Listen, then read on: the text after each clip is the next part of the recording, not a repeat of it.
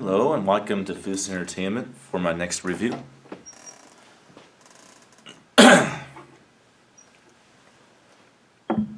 And this box set is also out of print and rare, you can't get it. And that would be this guy. The Friday the 13th Ultimate Collection that has all of them in it. No, maybe by all of them, it actually has all of them. Not like that Paramount release. Guys, a little look at it first. Friday the 13th is actually in the drive. But lots of stuff. See, 1, 2, 3,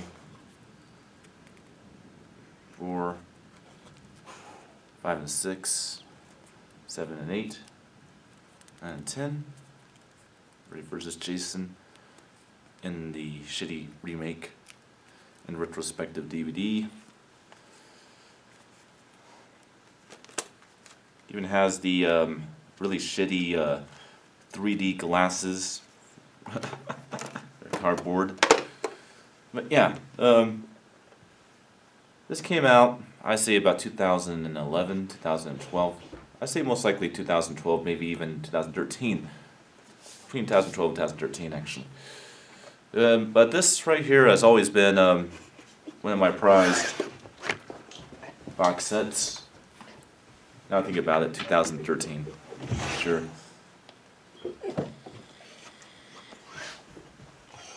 Well, the first Friday the 13th.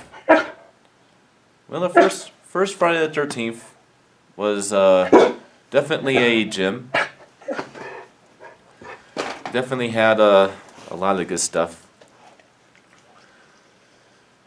A lot of people often forget about the first movie, though. The reason why is because the first movie was not about Jason Voorhees. It was about his mom. His mom did the killings in the first movie. But overall look and atmosphere of the first movie is really where it pays off. Lots of good things to be said about it. Is it my favorite one in the series? No. Not even close. And what's funny is, it has one of the most shocking endings in horror film history that makes you believe that Jason was actually the killer in the movie the entire time when he actually wasn't.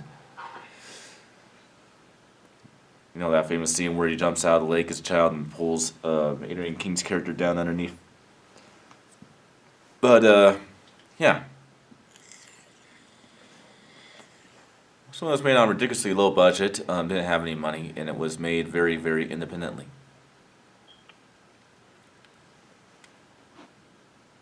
I would say that, in a lot of ways, much like 1978's Halloween, 1980's Friday the 13th redefined the horror genre. As a matter of fact, a lot of people can say that this was the first movie that really made slasher films an actual appealing and subgenre of horror. Now let's go into the premise of the movie. Basically, the movie is about this. In a campground that has been looked down upon by elder people as well as skeptical people, is being a jinxed, cursed part of the wilderness, is being reopened by a businessman and counselor who wants to make the campgrounds open again for children. Hires a bunch of camp counselors, they all show up, and one by one they mysteriously end up getting slaughtered and killed off. In the end, one survives and has to go up against a vulnerable foe, where she comes across this old woman who comes to her rescue and turns out to be the killer. And she tells a story about how her son died in the Camp Crystal Lake on the campground while the camp counselors were having sex, and that she blames the camp counselors for her son's death. And has made it her mission to make sure that the campgrounds never open again, which is why she went on a rampage and killed all the counselors.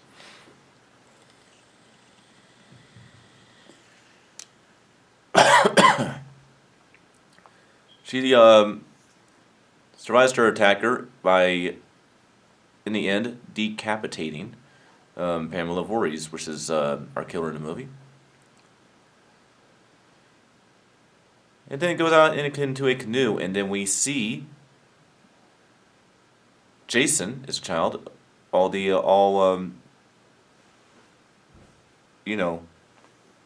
dissolved, pull her underneath the water. And we found it was all a dream sequence. Or was it? We'll have to wait and see. But that's pretty much the premise. Pretty simple movie, I know. And then, of course, let's talk about the audio and video. The video. This right here looks like a typical HD transfer to me. Nothing really special to say about it. But of course, overall look at the Friday the 13th films, there's never really anything really special to say about that either, because they all look kind of the same. I would say it does have a 1980s nostalgic look to it, but not so much like, say, something that you would get from Scream Factory or something like that. But overall, the picture is really good, yes. It has a lot of neutral temperatures, and it shifts real well. Kind of looks like a summer movie, which is what's supposed to look like. It's supposed to look like a summertime movie. Well, it looks like a summertime movie with its color tip plates and stuff like that. Very little grain on the screen, so it's very good HD transfer. The 5.1 Dolby True HD track is pretty solid, but I do have one thing I have to say about it. There's not much in terms of surround effects in the movie anyways, but I do have to say is more in front of you with the effects, but there are quite a few scenes in the film to where use of the surround mixes are in play. But it's on a mild level, but it's still quite good. So nothing wrong with the sound at all.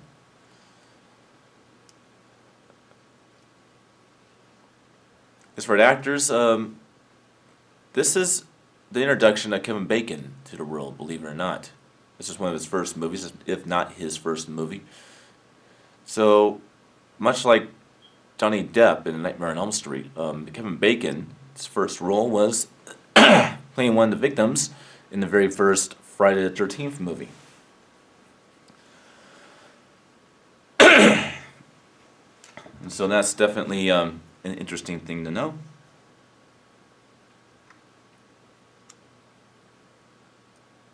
So, that's pretty much my thoughts and view on Friday the 13th from back from 1980. So definitely a good movie. Did you like Friday the 13th? Did you not like Friday the 13th? Do you like this video? Did you not like this video? As always, subscribe if you choose. Look back at me from time to time if you want. Share this video with friends.